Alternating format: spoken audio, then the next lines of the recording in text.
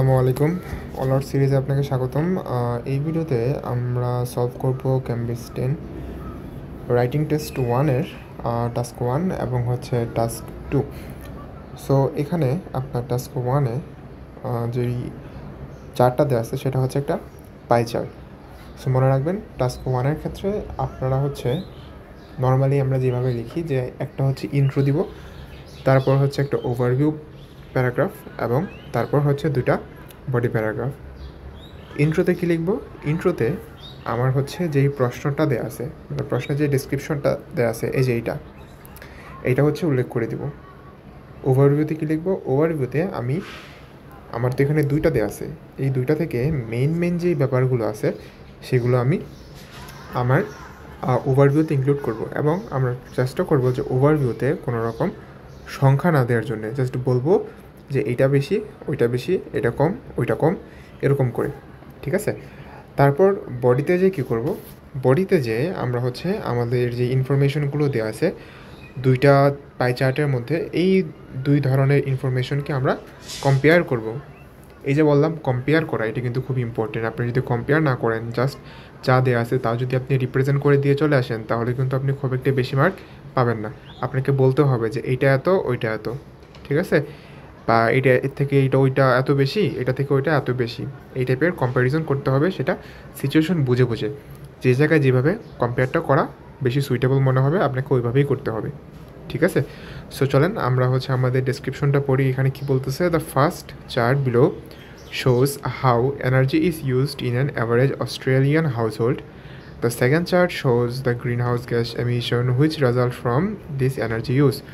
So প্রথম যে পাই চার্টটা দেওয়া আছে এটা হচ্ছে আপনার একটা অস্ট্রেলিয়ান বাসা, তাদের যেই এনার্জি ইউজটা আছে সেটা কোথায় কত পার্সেন্ট ইউজ করে, ওয়াটার হিটিংয়ে কত পার্সেন্ট, কুলিং, লাইটিং, মানে কোনটাতে কত পার্সেন্ট ইউজ করে সেটা দেওয়া আছে এনার্জিটা, এবং ওই সেম হাউসহোল্ডগুলো কোন কাজে কত পার্সেন্ট কার্বন ডাইঅক্সাইড এমিশন করে, কার্বন ডাইঅক্সাইড নির্গত করে, বা কার্বন ডাইঅক্সাইড নির্গমনে কোন সেক্টরটা কত পার্সেন্ট কন্ট্রিবিউট করে, ওই পার্সেন্টেজটা আপনার দ্বিতীয় পাই চার্টের মধ্যে দেওয়া আছে।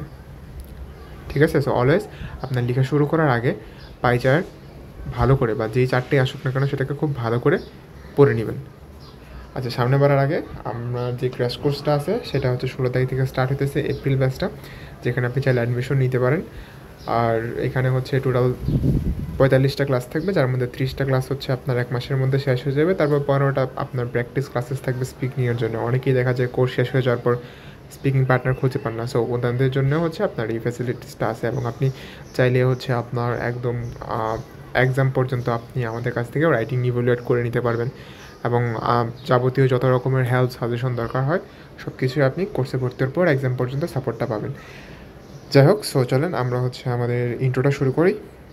সো 2 পাই চার্টস, এখানে কিন্তু দুইটাই pie chart. So subject verb এগ্রিমেন্টটা খেয়াল রাখবেন। এখানে পাই প্লুরাল দেওয়া আছে, চার্টস প্লুরাল আকারে দেওয়া আছে, দ্যাটস ওয়াই এখানে ইলাস্ট্রেট বলা হয়েছে। এখানে যদি আমার চার্ট থাকতো একটা, অ্যাজ যদি না থাকতো তাহলে আমাকে এখানে একটা অ্যাজ দিতে হতো। এই জিনিসটা স্টুডেন্টরা অনেক বেশি ভুল করে, আপনারা একটু খেয়াল রাখবেন। The 2 pie charts illustrate how energy is used in an average Australian household and the resulting proportions of greenhouse gas emission from this energy use. So কী রিপ্রেজেন্ট করতেছে? যে প্রত্যেকটা অস্ট্রেলিয়ান হাউসহোল্ড কী পরিমাণ এনার্জি কনজিউম করে, এবং ওই energy consumption থেকে, ওই এনার্জি কনজামশনের রেজাল্ট স্বরূপ কার্বন ডাইঅক্সাইড এমিশনে কত পার্সেন্ট সেটা কন্ট্রিবিউট করে। ওকে, সো আমরা যদি এটাকে আরেকবার একটু দেখে নিই। সো এখানে কী আছে দেখেন, আপনার এটার মধ্যে সবথেকে বেশিকে হিটিং, ঠিক আছে, তারপর হচ্ছে ওয়াটার হিটিং, আর এখানে সবথেকে বেশি হচ্ছে ওয়াটার হিটিং, আর হচ্ছে আপনার আদার অ্যাপ্লায়েন্সেস, এই দুইটা হচ্ছে সবথেকে বেশি। যাই হোক, সো এইগুলোই হচ্ছে আমরা আমাদের ওভারভিউতে এখন ইনক্লুড করবো। So overall, heating and water heating uses the most energy, while some appliances contribute more to emission than their energy consumption suggest. Okay, so এখানে খুব ছোট্ট করে একটা ওভারভিউ লেখা হয়েছে যে আপনার হিটিং এবং ওয়াটার হিটিংটা সব থেকে বেশি কন্ট্রিবিউট করে, এবং কিছু appliance like while some appliances, কিছু appliance contribute more to emission than their energy consumption suggest.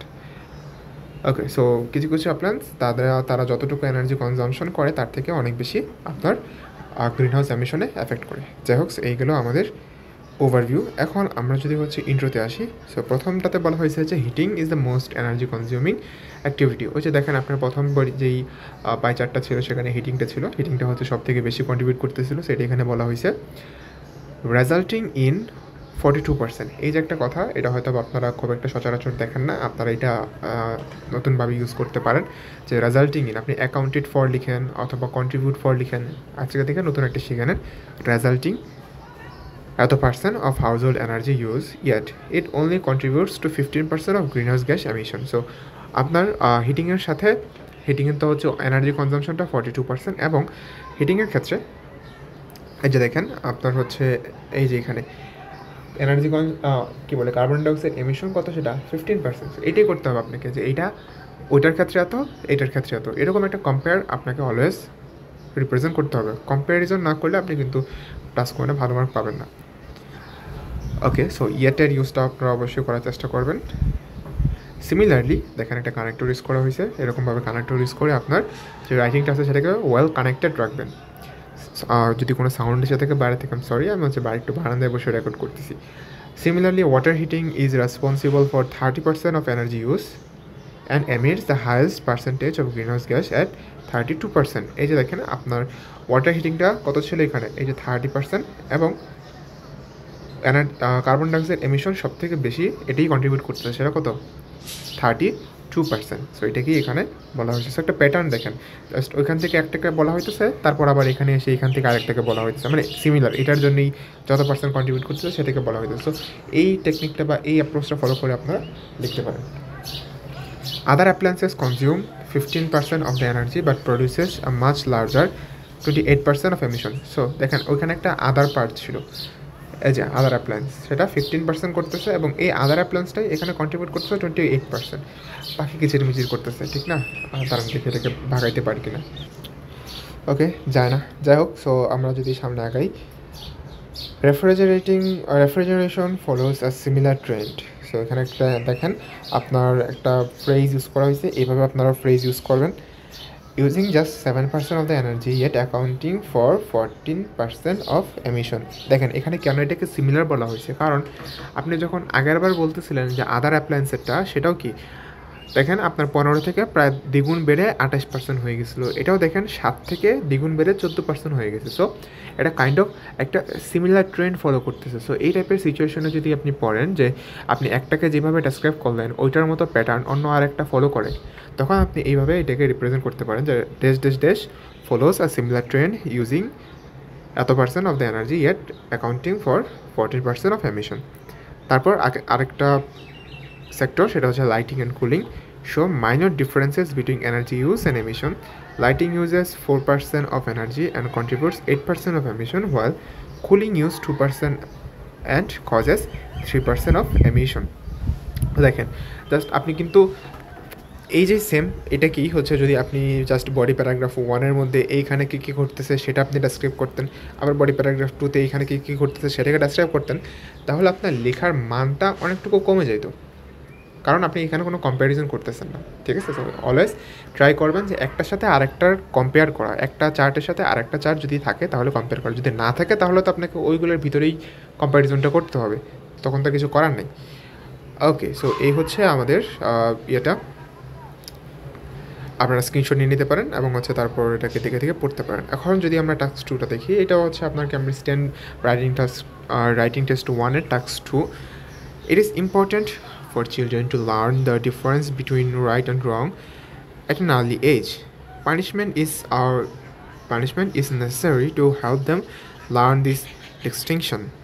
ওকে, সেখানে বলা হইতেছে, দেখেন রাইটিং টাস্ক 2 শুরু করার আগে আপনার যেই ডেসক্রিপশনটা বা যেই প্রশ্নটা দেওয়া আছে এটাকে অ্যাটলিস্ট 3বার খুব ভালো করে পড়ে নেবেন, কারণ আপনার প্রশ্নে যা বলা আছে সেটা আপনি যতক্ষণ না পর্যন্ত ভালো করে বুঝতে পারবেন আপনার লেখা কিন্তু ইমপ্রুভ হবে না বা আপনার লেখা কিন্তু ঠিক হবে না। অনেক সময় দেখা যায় যে প্রশ্ন একটু ঠিকমতো না পড়ার কারণে বা একটু ভুল করে পড়ার কারণে লিখেই অন্য আরেকটা ব্যাপার, বলা হয়েছে একটা জিনিস লেখার জন্য লিখে ফেলে আরেকটা। সো এই জিনিসটা এড়ানোর জন্য আপনি একটু সময় নিয়ে 10 মিনিট সময় নেন, 10 মিনিট সময় নিয়ে আইডিয়া জেনারেট করেন, আপনি হচ্ছে প্রশ্নটা ভালো করে পড়েন, কী চাচ্ছে সেটা বুঝেন, তারপর হচ্ছে লেখা শুরু করেন। এটা লিখতে আধা ঘন্টার বেশি সময় লাগে না। বাট আপনি যদি হচ্ছে ভাবেন যে আমি এক দিক দিয়ে লিখবো আরেক দিক দিয়ে ভাববো, তাহলে আপনি সেটাকে 1 ঘন্টার মধ্যে লিখে শেষ করতে পারবেন না। Okay, so it is important for children to learn the difference between right and wrong at an early age.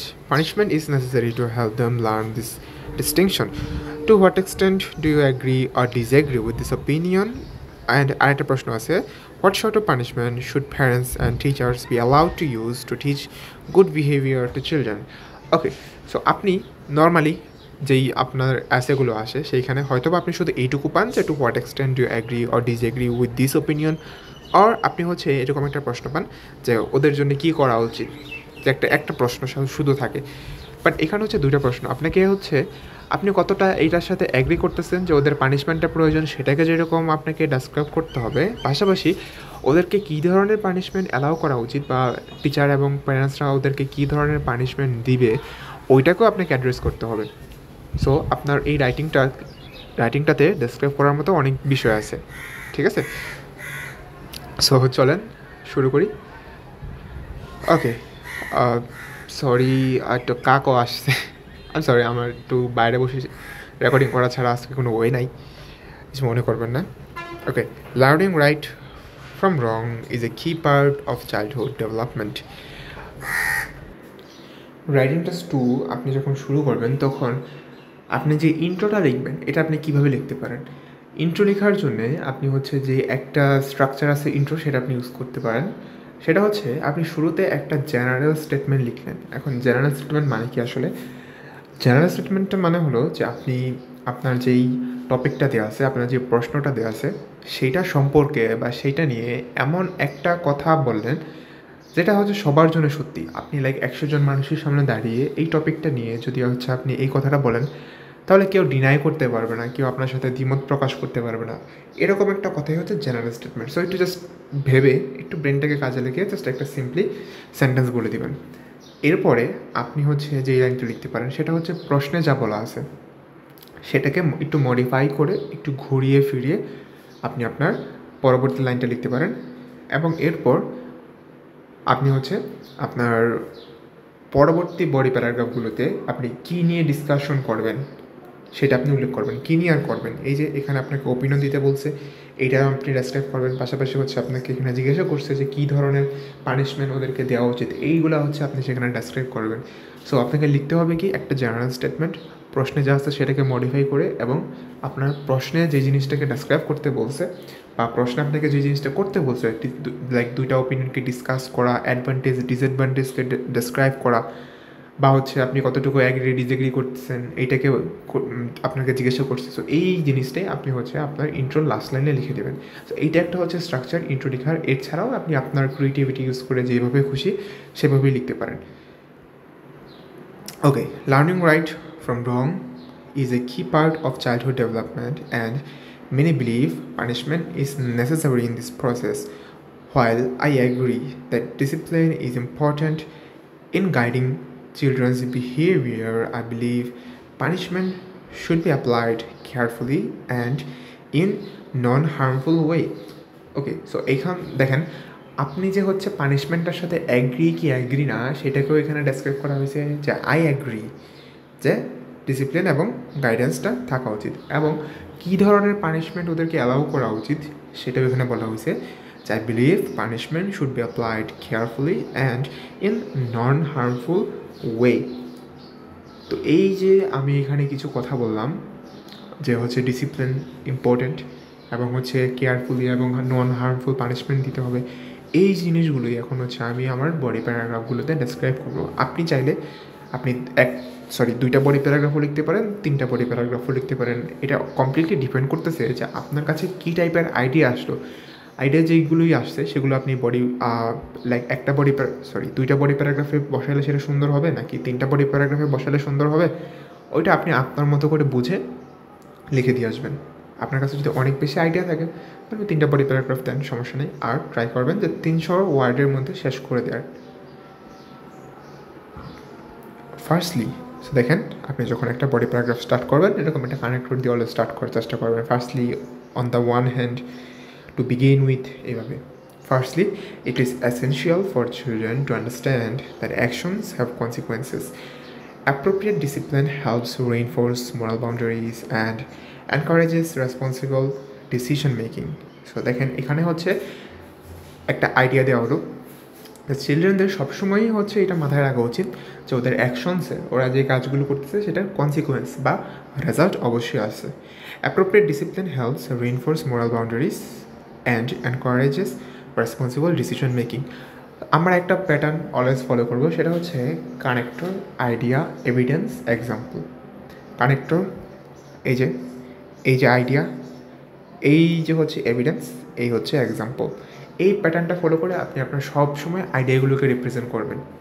এটা হচ্ছে একটা সুন্দর ওয়ে একটা আইডিয়া, একটা আর্গুমেন্টকে স্ট্রংলি রিপ্রেজেন্ট করানোর। Okay, for example, if a child breaks a rule, a suitable consequence such as a timeout or taking away a toy can teach responsibility. These mild punishments encourage reflection without causing emotional harm. So এখানে ওদেরকে যে punishment দেওয়া উচিত, ওরা যদি কোনো একটা ভুল করে তাহলে যে ওদেরকে পানিশমেন্ট দেওয়া উচিত, এই সম্পর্কে আপনি আপনার আর্গুমেন্টটা রিপ্রেজেন্ট করলেন। ঠিক আছে, এখন এক্সট্রিম যে দেওয়া উচিত না, ঠিক আছে, এইটা এখন ডেসক্রাইব করা হবে, এটা নিয়ে এখন আর্গুমেন্ট দেওয়া হবে। However, extreme forms of punishment such as physical or verbal abuse can be damaging. This methods often lead to fear or resentment rather than understanding. Resentment মানে হচ্ছে বিরক্তি, ফেয়ার এবং বিরক্তির একটা ব্যাপার হয়ে যেতে পারে আপনার চিলড্রেনদের জন্যে, rather than understanding. Therefore, parents and teachers should use non-violent approaches like verbal warnings, logical consequences, or temporary laws of privileges. These strategies correct behavior while still showing respect for the child. So এখানেও দেখেন same প্যাটার্নটি follow করা হয়েছে। আপনার প্রথম হচ্ছে একটা idea আসছে, আইডিয়া দিয়ে হচ্ছে এভিডেন্স দেওয়া হলো। আইডিয়ার এভিডেন্স মানে হচ্ছে আপনি যেই কথাটা বললেন সেইটাকে নিয়ে ফার্দার একটা আর্গুমেন্ট দেওয়া। যেরকম এখানে ছিল যে extreme forms of punishment such as physical or verbal abuse can be damaging, যে এটা কি আপনার আইডিয়াটা ছিল যে এটা দেওয়া উচিত না। দেন এইটা সম্পর্কে আরেকটা আর্গুমেন্ট যে this methods often lead to fear or resentment rather than understanding. Therefore এর ফলে parents and teachers should use non verbal approaches like verbal warnings, logical consequences or temporary loss of privileges. So ওদের হচ্ছে কঠিন punishment না দিয়ে বরং কে দেওয়া উচিত সেগুলো এখানে বলা হয়েছে। সো এবং এগুলো দেওয়ার ফলে কী হবে, দিস স্ট্র্যাটেজিস কারেক্ট বিহেভিয়ার হয় still showing respect for the child. তো দেখেন কোনো টেমপ্লেট ইউজ করতেছি না, লেখাটা কতটা ন্যাচারাল লাগতেছে। আর যদি টেমপ্লেট ইউজ করেন দেখেই মনে হয় যেটা কেমন জানি হয়েছে। সো অলওয়েজ ট্রাই করবেন ন্যাচারাল থাকার। ওকে, দেন আরেকটা বডি প্যারাগ্রাফ, সেটা হচ্ছে moreover positive reinforcement is also essential. Praising or rewarding children for good behavior helps them learn what is expected in a supportive way. সেখানে বলা হয়েছে যে আপনার positive behaviour towards children is also very important. আপনি যখন ওদের ভালো কাজের জন্য প্রেইজ করবেন, ওদেরকে রিওয়ার্ড দিবেন, তখন কি হবে, ওরা এটা বুঝবে যে ওদের কী ধরনের কাজ সবসময় করা উচিত।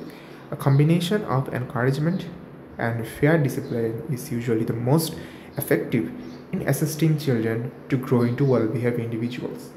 সেখানে বলা হয়েছে যে আপনার এনকারেজমেন্ট এবং একটা ওয়েল ডিসিপ্লিনের যে একটা কম্বিনেশন আছে, এটাই হচ্ছে সবথেকে ভালো একটা বাচ্চাকে ওয়েল বিহেভড হিউম্যানে পরিণত করা বা ডেভেলপ করা।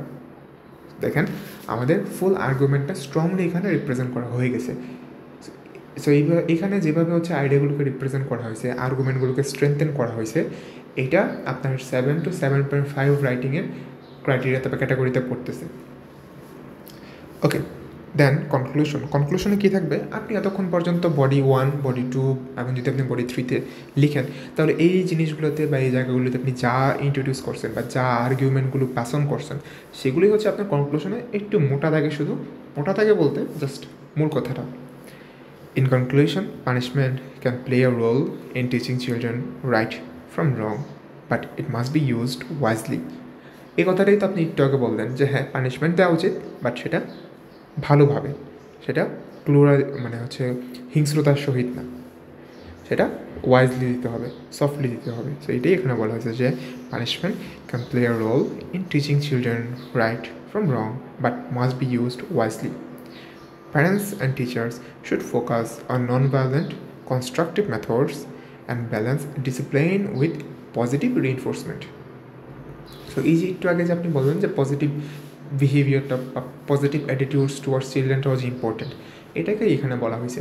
দ্যাট মিনস আপনি বডি 1, 2, 3 এগুলোতে যা যা আপনি ডেসক্রাইব করবেন, যা যা নিয়ে কথা বলবেন, সেগুলোকেই একটু জাস্ট সিম্পলিফাইড করি, মূলত যেই বিষয় নিয়ে কথা বলছিলেন ওই মূল বিষয়টাকে জাস্ট কনক্লুশনের মধ্যে ইনক্লুড করে দেবেন।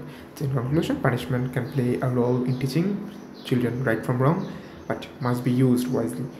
Parents and teachers should focus on non-violent, and constructive methods and balance discipline with positive reinforcement. So এই হচ্ছে আমাদের রাইটিংটা। আপনারা চাইলে স্ক্রিনশট নিয়ে এটাকে ফার্দার আপনি স্টাডি করতে পারেন দুটাকেই। আর কেউ যদি ক্র্যাশ কোর্স এনরোল করতে চান, কন্ট্যাক্ট নাম্বার দেওয়া আছে, কন্ট্যাক্ট করতে পারেন। আসসালামু আলাইকুম।